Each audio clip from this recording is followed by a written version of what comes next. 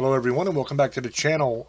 In this video we're going to see Pam Bondi say what we've all known and been saying for a long time, is that the FBI knew exactly who the pipe bomber was.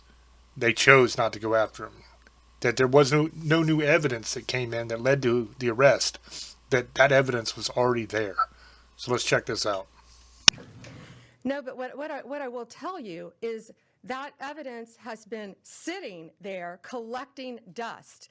This wasn't a new tip. It wasn't some new evidence. It was the hard work of President Trump's administration, Deputy Director Bongino and Director Patel. I watched them from day one come in here and say, we are going to solve this crime. And they did, working hand in hand with U.S. Attorney Pirro and all of our great attorneys.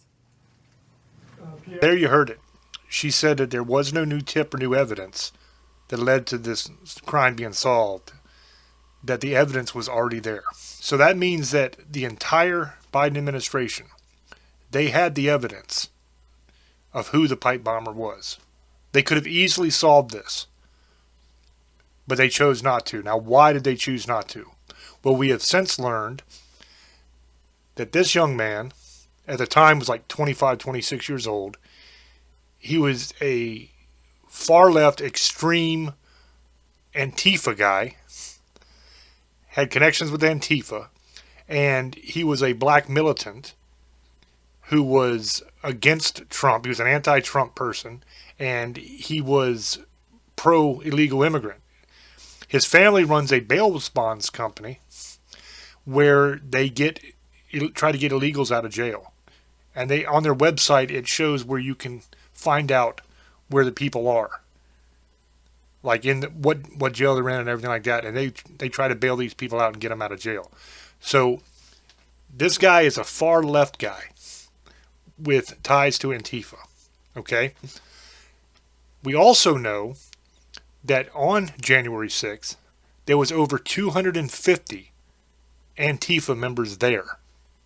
They were the ones breaking windows and kicking in doors and all that kind of stuff. Okay, that comes straight from Rudy Giuliani. He's got sworn testimony of multiple people. He has an Antifa insider that came to him and gave him information about it. But the Biden administration didn't want anything to do with it. I think what we're going to learn as this goes on is not only did they cover it up and hide it because they didn't want the ties to Antifa known, because Chris Wray said that there were no Antifa there, when we know there were. But he claimed that there wasn't, so they couldn't very well say, well, the pipe bomber was Antifa. And they also claimed it was a white MAGA insurrection, when in fact, the pipe bomber was a far left, black Antifa guy. So it goes completely against the narrative that they were trying to sell. So they had to hide it there. But I think also we're going to learn that the Democrats and Antifa planned it. That they planned for there to be something there. And the reason the pipe bomb was put at the RNC and the DNC, right, those two pipe bombs, the reason that was done was to create an incident of, oh my God, look at this. We have to shut everything down and hurry up and certify the vote because we've got bombs that could go off our government buildings. That's what was going on. And then when the insurrection happened, when they had Antifa start breaking windows and acting crazy, and then the cops literally opened the doors and let the whole crowd in, when that happened, they realized they didn't need the pipe bomb anymore. So they just kind of went away and they just stopped talking about it. But you're going to learn, I think, that all of this is connected.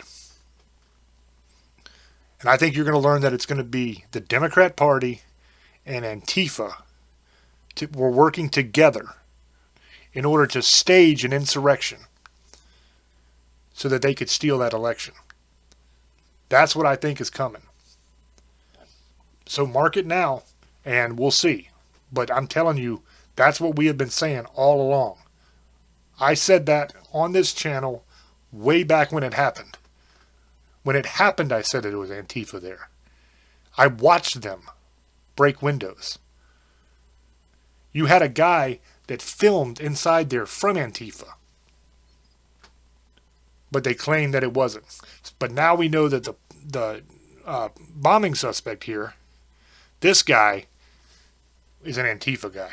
And he's a far left wacko. So he goes against everything they tried to lie to us about. And there's a lot more of this. And I think the reason they didn't go after this guy, another reason, is because once you find this guy, it opens up a bunch of other stuff that leads to them. I'd be willing to bet money on that.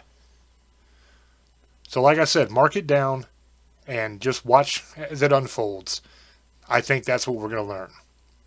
As always, up to you to make up your own mind. Let me know down in the comment section what you think, and I'll catch you on the next one. Till I speak to you again, love many, trust few, and do harm to none. God loves you, and so do we. Bye-bye.